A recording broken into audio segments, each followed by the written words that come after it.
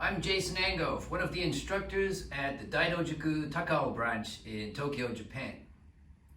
And today we're going to learn about two types of basic hooks. Two types of hook punch. We have a short hook, like this, short hook, and we have a long hook, like this, long hook. Okay, let's look at the differences of those two punches and when to use them. Short hook, obviously you throw when you're in close. You're going to shift your weight onto your lead foot. This loads up your hips by twisting your hips forward in the opposite direction you want to punch and putting your weight on your lead foot. Your hips are loaded, giving you the power to drive that hook punch. Okay? Then from there, all you want to do is lift that elbow up and use your hips to power the punch. Don't use your arm in a swinging motion like this. These kind of hooks are easy to see, easy to block and avoid. Okay? You want to use the power of your hips to throw the punch. Loaded and hook. Loaded and hook. You have to lift your rear heel up in order to really get that hip rotation. Okay? So you're in your guard, you twist your hips first, twisting your body in the opposite direction, and then you're shifting your weight onto your lead foot. From there, you shift your weight back as you twist and hook punch.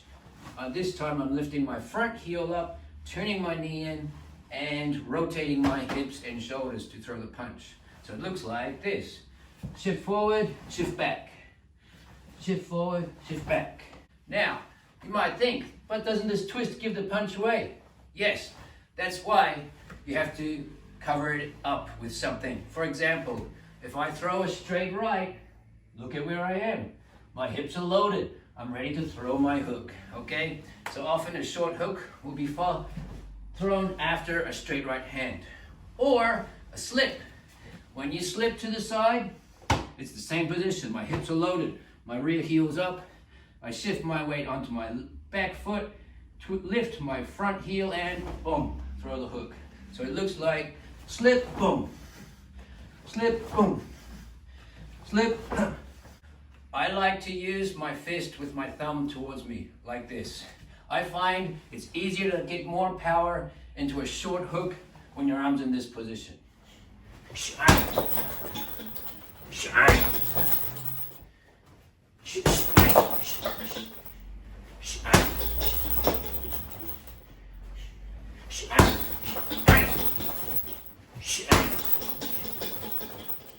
With the long hook, however, if you try to throw it like this, often it's these knuckles at the front of your hand that make contact.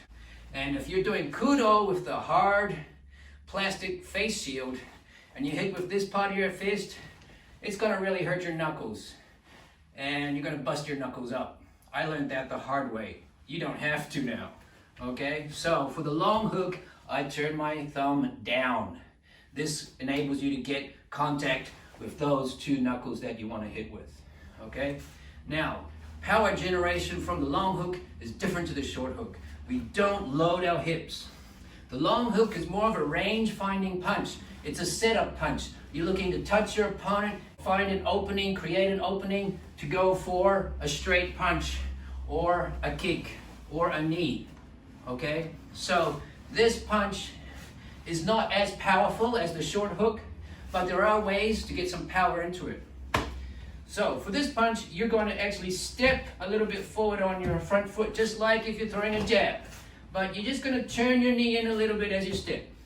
Turn it in a little bit, okay? You're also going to pull your opposite shoulder back. This is going to use your shoulders to rotate. This is going to help with generating power. So the step with the twist of the waist, pull of the shoulder, helps you to generate power into the hook. And again, you're not swinging with your arm, you're just lifting your elbow out and punching through. Elbow comes out, punch through.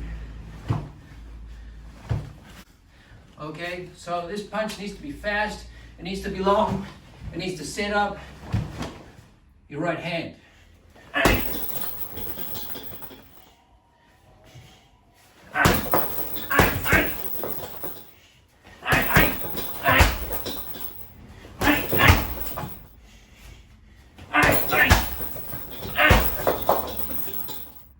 So there you go, 2 types of hook punch. I hope you got something out of this, and if you did, don't forget to hit that like button and go ahead and subscribe while you're at it. I'm going to be posting more videos like this regularly from now on. Os!